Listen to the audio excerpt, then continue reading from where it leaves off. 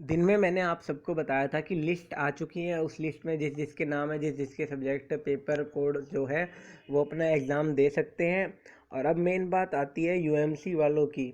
तो यूएमसी वालों की लगभग यूएमसी के 15 स्टूडेंट थे एक क्लास के। वो डेली जा रहे थे पिछले 10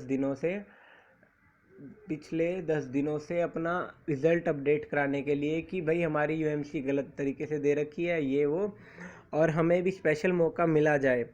तो उन 15 स्टूडेंट की जो डेली जा रहे थे उनकी सुनवाई हुई है, और इसका फ़ायदा आपको भी हुआ है। और सभी स्टूडेंट जितने भी ऑनलाइन एमसीक्यू में जिनकी ऑनलाइन एमसीक्यू में यूएमसी थी, सबको स्पेशल मौका मिला है।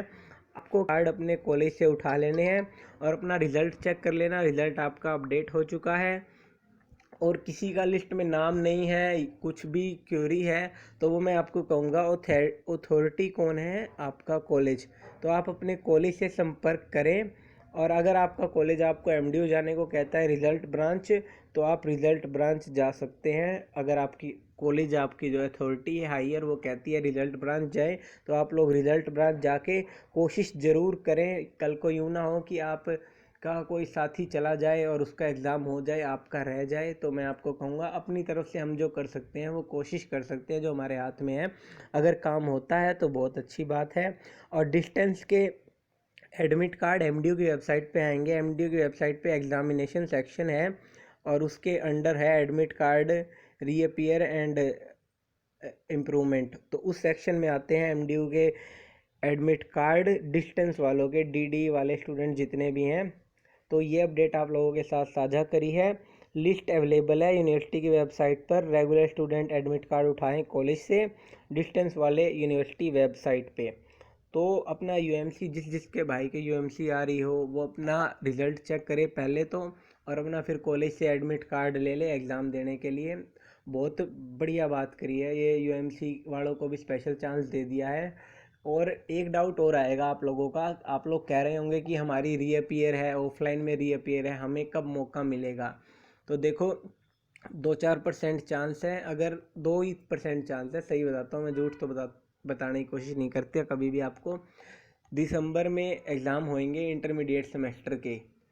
अगर एमडीयू ने ज़्यादा आप लोग पहुँचे, ज़्यादा आप लोगों ने अपनी आवाज़ उठाई एमडीयू में जाकर, रिज़ल्ट ब्रांच में एप्लीकेशन दे देंगे कि हमारे भी एग्ज़ाम्स कराए जाएं, हमारा साल ख़राब ना हो, तब एमडीयू आपके अपना दिसंबर में एग्ज़ाम्स करा सकती है। क्योंकि एमडीयू और एग्ज़ाम्स भी करा रही है, साथ के साथ आपके एग्ज़ाम्स भी करा सकती है। एमडीयू के हाथ में पावर है।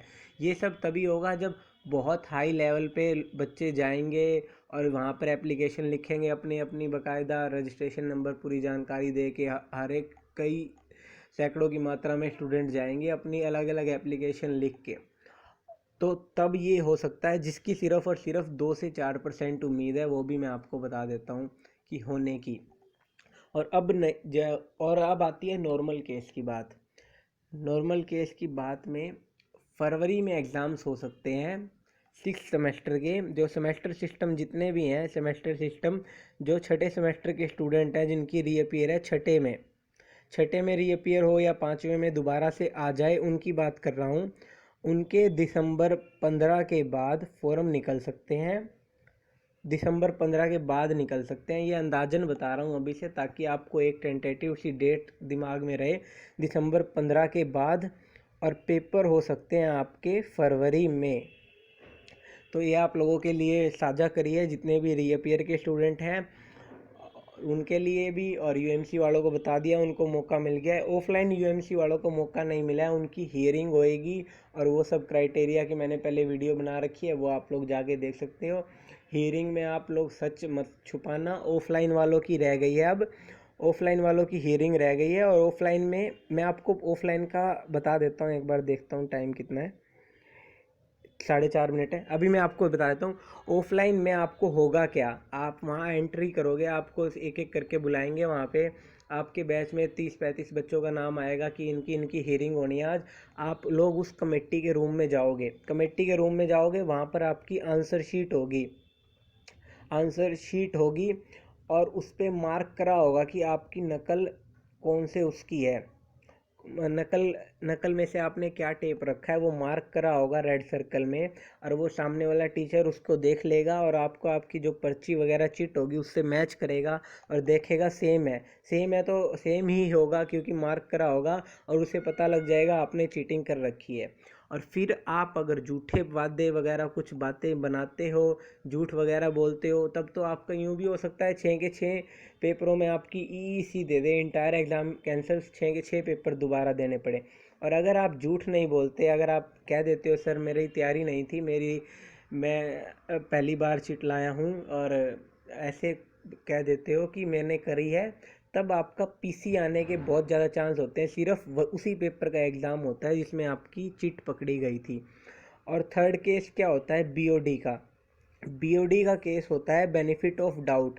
बेनिफिट ऑफ डाउट में पेपर दोबारा से चेक हो जाता है, जो पेपर होता है उसमें बेनिफिट ऑफ डाउट मिलता है जब पता लगता है कि सामने वाले ने नकल नहीं कर रखी, जब उनको लगता है कि जो रेड सर्कल में मार्क है और जो चिट है उससे कुछ मैच ही नहीं हो रहा है, तो तब हो जाता है कि नकल नहीं कर रखी, उसमें बेनिफिट ऑफ डाउट मिलता है और एग्ज़ाम दोबारा चेक होता है। बीओडी की रिक्वेस्ट एक आधी बार जो मैंने केस कई देखे भी हुए हैं, और मैंने एक अपने सामने ही देखा था केस, उसमें क्या करा था स्टूडेंट ने क्या दिया था, सर एग्ज़ाम के टाइम मेरे फादर एक्सपायर हो गए थे और मैं ऐसे एग्ज़ाम्स बहुत मुश्किल से दिए हैं मैंने, तो उस स्टूडेंट का मैंने बकायदा खुद ही रिज़ल्ट देखा था और उसको बीओडी मिली थी। तो देख सकते हैं ज़्यादा चैंट बनने की ज़रूरत नहीं है, अगर आप अपना कह दो हाँ भाई मैंने कर रखी है वो चीज़ ठीक है, अगर आपने कर रखी है तो। धन्यवाद दोस्तों, इस वीडियो को ज़्यादा से ज़्यादा ग्रुप्स में शेयर करें। अगर आप चैनल पर पहली बार आए हो ज़रूर सब्सक्राइब करें, नोटिफिकेशन के आइकन को प्रेस करें, वीडियो को लाइक करें, शेयर करें। Thanks a lot for watching guys. Thanks.